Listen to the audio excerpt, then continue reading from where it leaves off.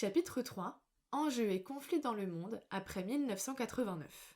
Partie 1. Les puissances dans le monde depuis 1989.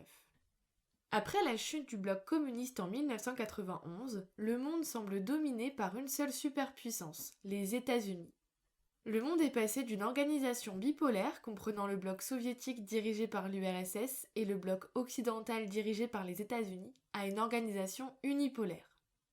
Les États-Unis dominent scientifiquement, militairement, économiquement et culturellement.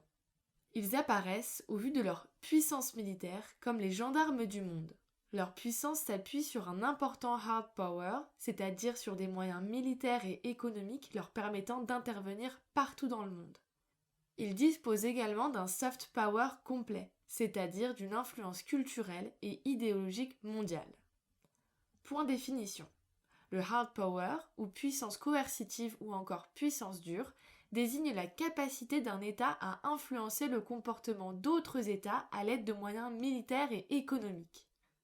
Le soft power, ou puissance douce, est la capacité d'un acteur politique d'influencer indirectement le comportement d'un autre acteur à l'aide de moyens non coercitifs, donc culturels ou idéologiques.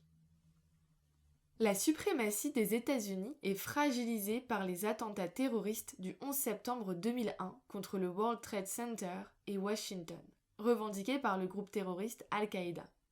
Les Américains sont attaqués sur leur propre territoire.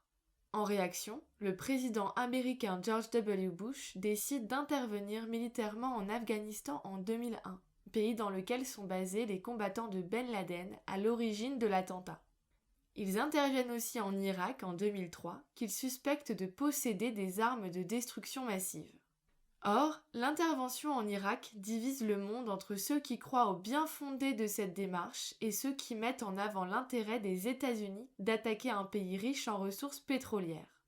D'autant plus que, sûrs de leur suprématie militaire, les États-Unis se sont passés de l'accord de la communauté internationale en ne tenant compte ni de l'opposition de l'ONU, ni de celle d'États comme la Russie ou la France.